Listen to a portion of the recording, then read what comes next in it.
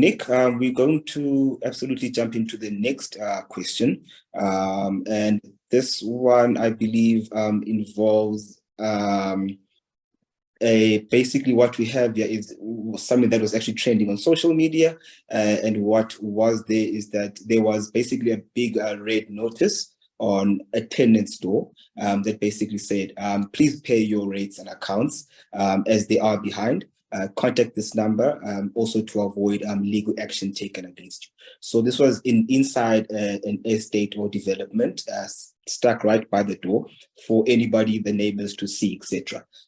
So basically what this tenant then did, took a picture of that, put it on social media.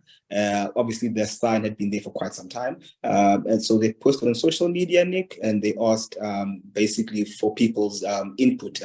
The first question they asked is this illegal? And if it's not illegal, what type of rights are being violated here? Is it a matter of appropriate, or is it a matter of defamation of character? So maybe, Nick, you can just dive into that and provide some clarity as to, is it legal, is it not legal? And yeah, we can take it from there. Maybe Bruno can also jump in.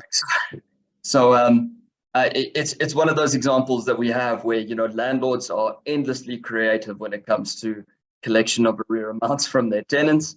And we've talked a lot on this channel about spoliation. You know, and obviously spoliation is we'll go again, the deprivation of one's use and enjoyment of a particular premises, their possession of it.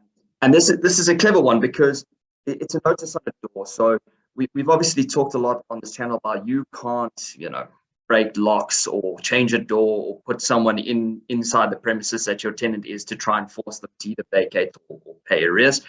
But this is a notice. So it doesn't extend as far as to destroying the possession of your tenants or the occupants of the property. In the circumstances, you're not preventing them from going in and out or using that property, but obviously, you know, the notice is there where other people can see it. So the first thing on a spoliation basis, that's the first place that we look. I don't think it falls under spoliation per se. You haven't taken away any, you know, possession they have, so not spoliation. That then moves us on to the other questions, POPI or defamation. Now, without the actual content of the particular notice, unfortunately, I can't give a clear answer on POPI. It's very unlikely that anything in the notice is going to fall, you know, foul of POPI. The landlord or developer, whoever put up the notice in the circumstances, would have had to have been really negligent in the circumstances where they gave away personal information that they'd been given by this particular individual on a public notice. But if they did do something like that, then they're going to have some problems. Really, you can't do that. But it's unlikely. I mean, you're not going to go up there and go, you know, this is your personal information, this is your banking details, or whatever the case is. It seems unlikely they do that. I think the notice would more be for the public side to say, well, we're going to let people know that you're falling foul of your obligations for paying levies in terms of the estate. So now this brings us into the realm of defamation. Okay, so now defamation obviously is diminishing or destroying one's character publicly, for which there are claims that people can have.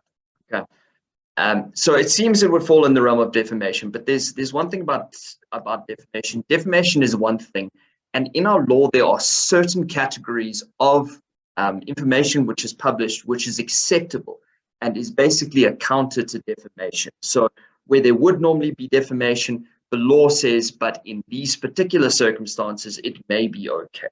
All right. And then in this particular circumstance, what I foresee is that the developer or the landlord, whoever put up this notice, is going to be able to rely on the truthfulness of this particular assertion. Now, it's not simply good enough that the thing that you said is simply true and you can get off scot-free. It may well be true, and that would be the first inquiry that we look into. So the example is, if the developer posts on your door and says you're in arrears for your levies or whatever the case is, and it's simply not true, and they've lied about it, that's a very easy inquiry. You've obviously defamed. You obviously defamed the person in the circumstances because you're telling libels about them. All right, but again, it's very unlikely that a developer is going to go to the effort and the cost of doing this when it's not true in the circumstances. So let's go from the assumption that it is true. The second part of this inquiry is public interest. Okay, so even if something is true, there's got to be some level of public interest where you say, well, it is in the interest of the public that I publish this particular item. Okay, and that's the second inquiry. And that one is a little bit more interesting in the circumstances because obviously the argument here, I imagine from the tenant's sake, well, it's not in the public interest whatsoever.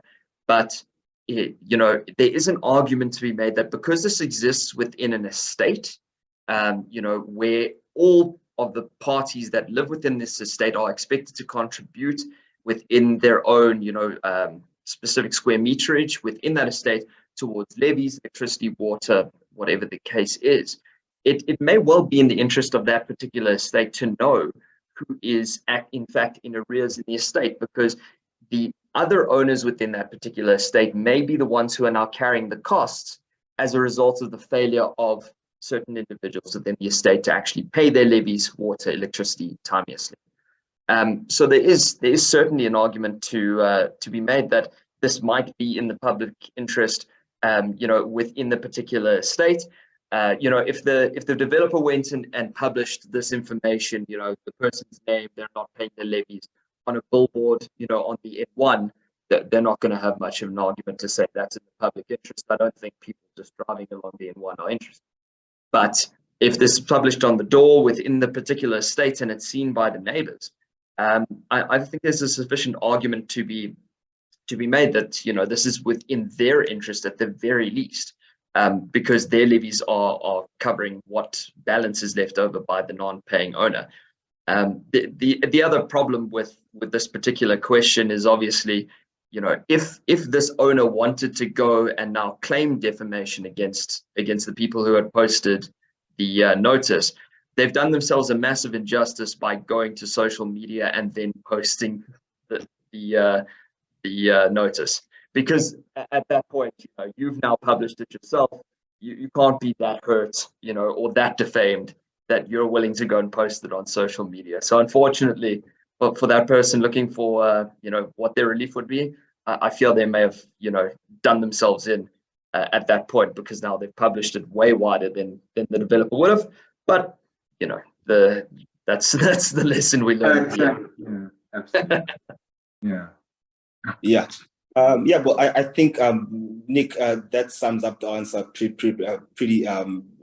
pretty much well. Yeah, so yeah, that is, ladies and gentlemen, for today, and we'll see everybody again next week.